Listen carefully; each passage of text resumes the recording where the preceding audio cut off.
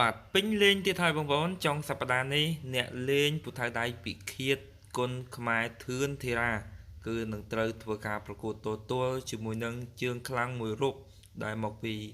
ប្រទេសម៉ារ៉ុកហើយការប្រកួតនេះគឺនឹងត្រូវរៀបចំឡើងនៅថ្ងៃអាទិត្យទី19ខែតុលានេះហើយបងប្អូនហើយសម្រាប់ដៃគូរបស់កីឡាករធឿនធីរ៉ានេះធ្លាប់មកធ្វើការប្រកួតនៅលើទឹកដីកម្ពុជារបស់យើង2លើកឯណោះបងប្អូន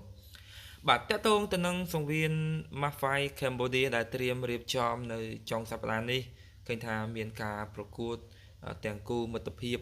អន្តរជាតិនិងការប្រកួតគូមិត្តភាពរវាងកីឡាករគុនខ្មែរនិងគុនខ្មែររបស់យើងជាច្រើនគូមែនតើបងប្អូនហើយសម្រាប់ការប្រកួតគូមិត្តភាពអន្តរជាតិនោះគឺយើងមានកីឡាករប៊ុនតុងគុនខ្មែរត្រូវប៉ះជាមួយនឹងកីឡាករមកពីប្រទេសភូមាការប្រកួតនៅក្នុងប្រភេទទម្ងន់51គីឡូក្រាមសម្រាប់កីឡាកររឹតវិបលគឺនឹងត្រូវប៉ះជាមួយនឹងកីឡាករមកពីប្រទេសម៉ារ៉ុកការប្រកួតនៅក្នុងប្រភេទទម្ងន់54គីឡូក្រាមនិងកីឡាករសែនច័ន្ទរិទ្ធិស័ក្តិគឺត្រូវធ្វើការប្រកួតនៅក្នុងប្រភេទទម្ងន់60គីឡូក្រាមដោយត្រូវប៉ះជាមួយនឹងកីឡាករមកពីប្រទេសម៉ារ៉ុកដូចគ្នា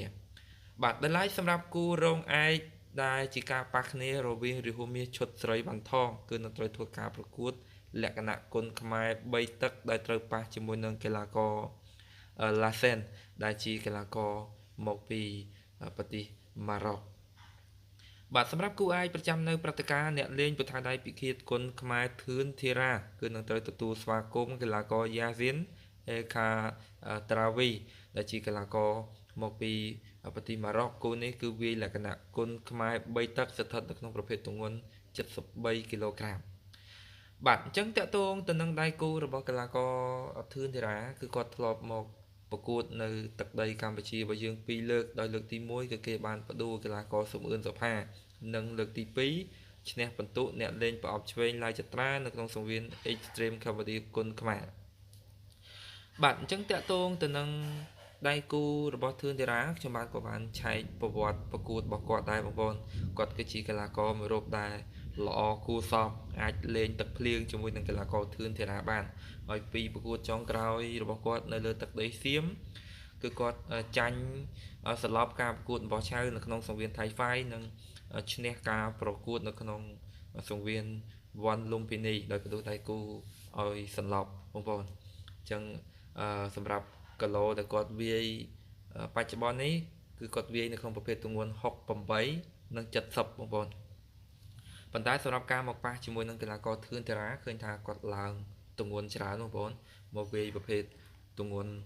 73ហើយសម្រាប់កីឡាករធឿនតារាប៉ះជាមួយនឹងកីឡាកររបស់ម៉ារ៉ុកនេះក៏មិនជាស្រួលដែរបងប្អូនបាទអញ្ចឹងសង្ឃឹមថាមកប្រកួតនេះធឿនតារានឹងធ្វើឲ្យបានល្អនៅក្នុងការស្ដារយកប្រជាប្រិយភាពរបស់ខ្លួនឡើងវិញហើយពុកម៉ែបងប្អូនកុំភ្លេច